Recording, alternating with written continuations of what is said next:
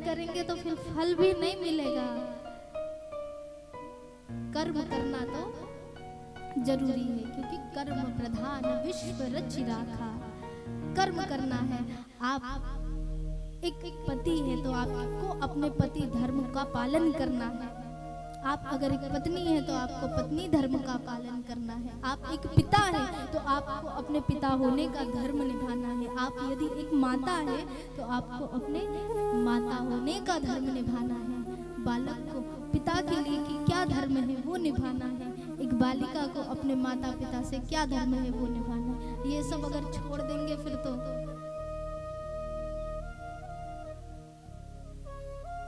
कर्म, धर्म और भक्ति तीनों एक साथ होनी चाहिए।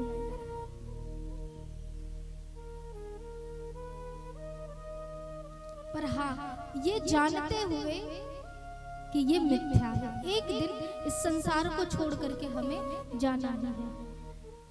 ये सदैव स्मरण जब व्यक्ति को होने लगता है ना, तो कर्म कभी बिगड़ते नहीं है, कभी कर्म नहीं बिगड़ते।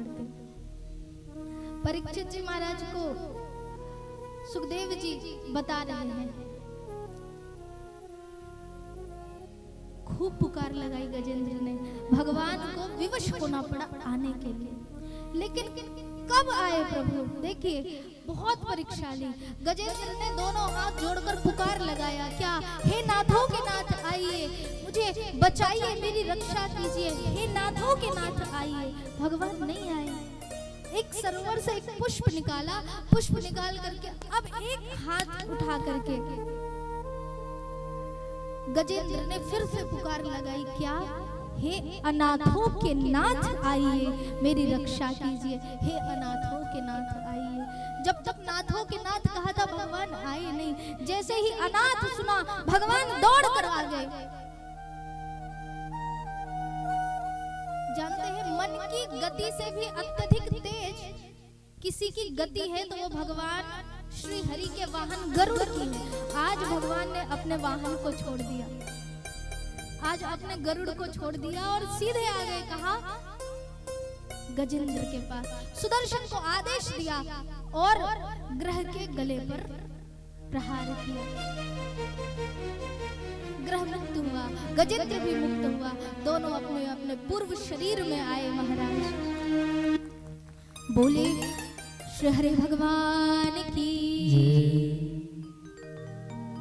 भगवान ने हरि रूप में अवतार लेकर के प्रकट होकर के गजेंद्र का उद्धार किया।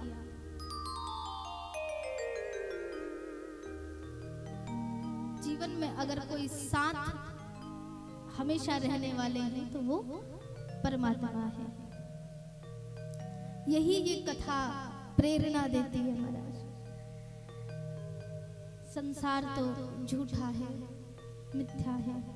अच्छा जानते हैं ये सारी कथा, देखो ये ऐसा मत समझिएगा कि ये मैं अपने से कह रही हूँ संसार झूठा है, मिथ्या है।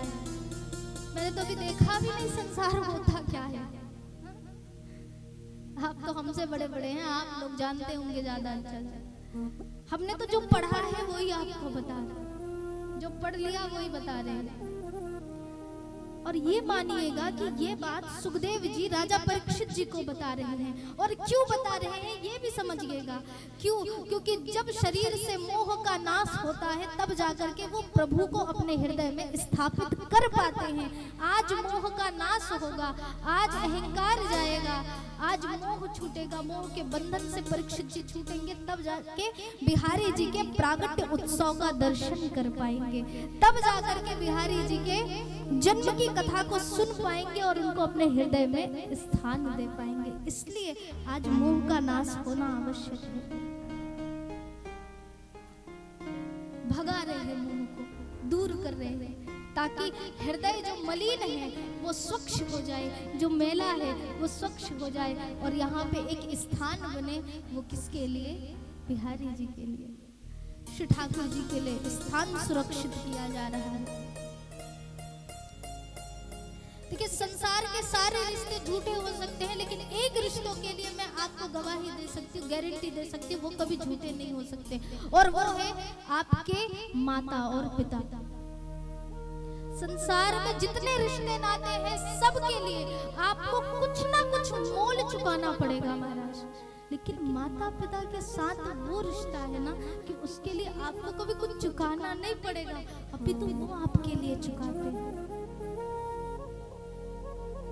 या कोई बता दे ऐसा कि मैंने अपने माता पिता के लिए बहुत बड़ा महल बनाया हो, कोई उदाहरण एक आध आप बता दो कि किसी बेटे ने या किसी बेटी ने अपने पिता के लिए महल बनाया हो। महाराज बेटा बड़ा होता है ना तो फिर वो अपने लिए सोचता है, शादी होगा, विवाह होंगे, पत्नी होंगे, बच्चे होंगे, तो उनके लिए बनाना है। और फिर माता पिता तो बूढ़े होंगे, बूढ़े हो गए हैं, कुछ दिन जिएंगे, वही ले लो 10-15 साल, फिर शमशान घाट में लेके जाना है, तो उनके लिए बना के करेंगे भी ही क्या। माता पिता जीवन भर बच्चों के लिए सोचते हैं, जीवन भर। तो संसार में मुझे ऐसा लगता है कि ये दो ही रिश्ते हैं जो कभी झूठे नहीं हो सकते, कभी मिथ्या नहीं हो सकते, और इन रिश्तों के लिए कभी आपको कुछ मोल चुकाना भी नहीं होगा। आजकल युवक युवतियां बड़ी हो जाते हैं तो क्या कहते हैं, हमारा पहला प्यार ये, हमारा पहला प्यार वो, और उस प्यार के लिए इस हद तक चले जाते हैं महाराज कि अपने जान को भी कुर्बान करने की बात आ जाती है, प्राणों की भी बलि देने की। आत्महत्या, सुसाइड ऐसे आप देखते होंगे। मैं तो निवेदन करती हूँ सबसे, पहला प्यार वो नहीं, पहला प्यार तो वो है जिस माता पिता ने आपको जन्म दिया, उन्होंने आपसे पहला प्यार किया है, उनसे पहला प्यार करके दिखाइए, और उस प्यार के लिए मर मर करके दिखाइए, उनके लिए जान दे करके दिखाइए।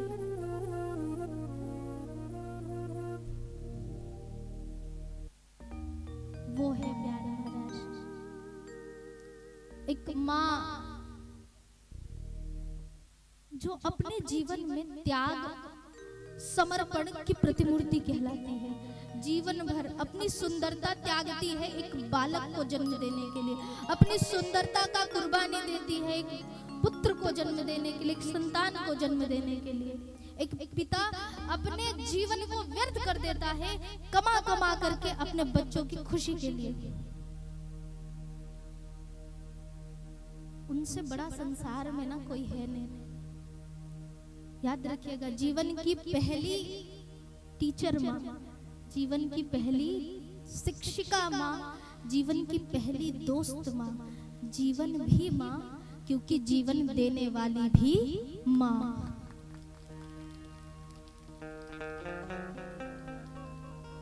इनके प्यार को कभी भूलना मत। बाकी जो रिश्तों में कसमें वादे चलते ना, ऐसा कुछ होता नहीं है महाराज। कसमें वादे प्यार वफा सब बातें हैं, बातों का क्या। अब आप बताइए ये सच है या झूठ है? कसमें वादे प्यार वफा सब बातें हैं, बातों का क्या। कोई किसी का नहीं जगत में, झूठे नाते हैं, नातों का क्या। कसमें वादे प्यार वफा सब बातें हैं, बातों का क्या।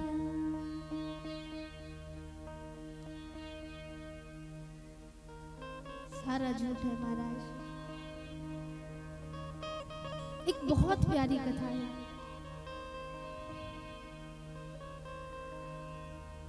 टोडरमल जानते हैं?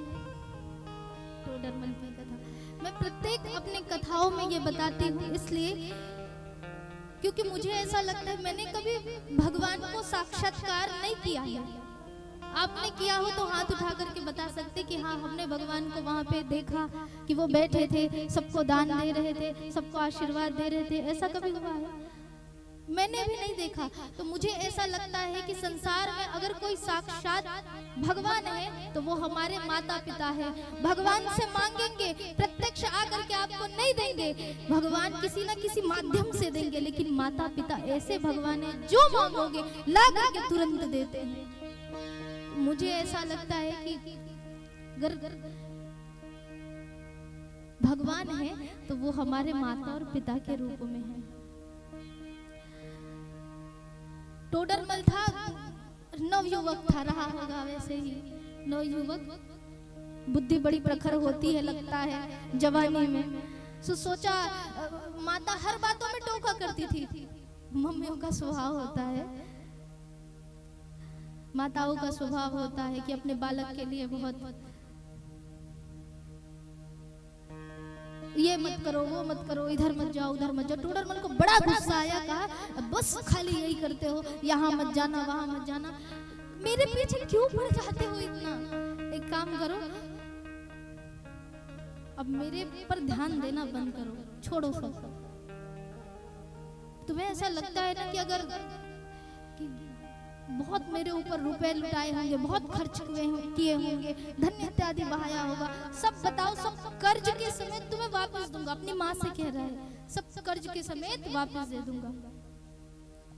टोडरमल की माँ को बड़ा दुख लगा, कभी सोचा नहीं था कि मेरा बच्चा मुझे ऐसा आंसर करेगा, ऐसा जवाब देगा।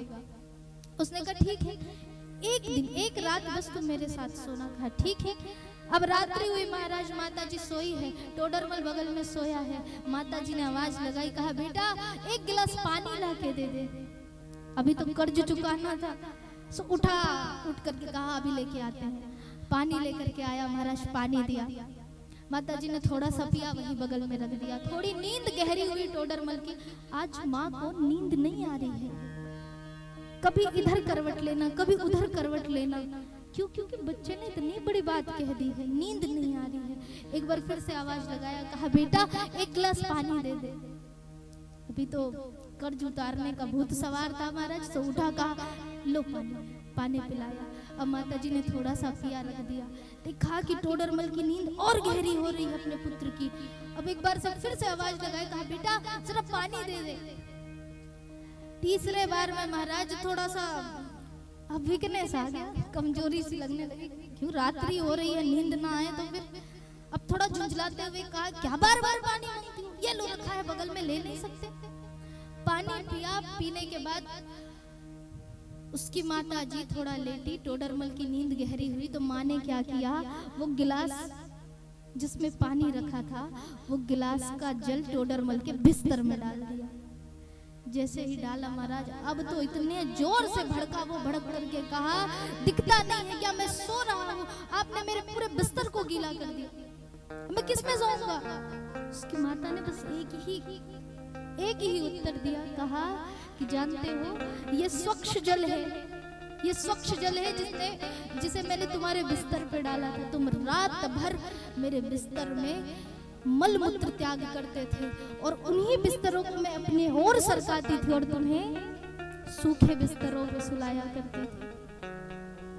और ये कोई एक रात की बात नहीं है, तुम जब तक 3 वर्ष के नहीं हो गए तब तक यही क्रिया चलती रही। और मैं 3 वर्ष तक रात रात जागी हूँ, दिन दिन तक जागी हूँ, तुम्हें भोजन कराया है, तुम्हारे मलमूत्र को साफ किया है। महाराज कभी भूलना मत, जीवन में माता और पिता के उपकार को, एहसान को आप कभी भूल नहीं सकते हैं। उनके कर्ज को कैसे अदा कर पाओगे?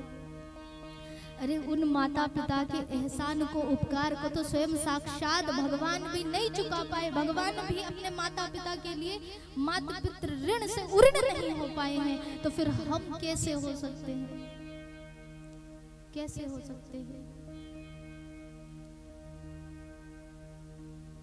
देखिए 3 गुरु का भाव आता है हमारे जीवन में। सबसे पहले गुरु है माता और पिता,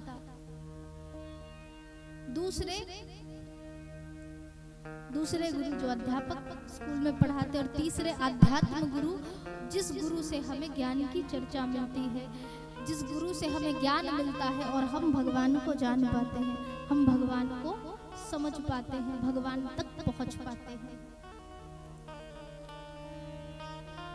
पहले गुरु को आप कभी मत त्यागिएगा, दूसरे गुरु का भी अपमान मत कीजिएगा, और तीसरे गुरु का जब आप चयन करें ना तो बड़ा सोच समझ कर विचार कर करिएगा, क्योंकि कहते ना गुरु बनाओ जान के और पानी पियो छान के, लेकिन मैं कहती पानी पियो छान के लेकिन गुरु बनाओ जान के।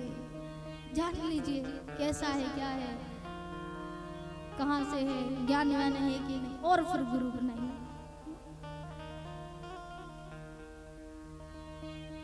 आइए जितने भी यहाँ बैठे, जिनको जिनको अपने माता पिता से प्रेम होगा हमारे साथ गुनगुनाए। तू कितने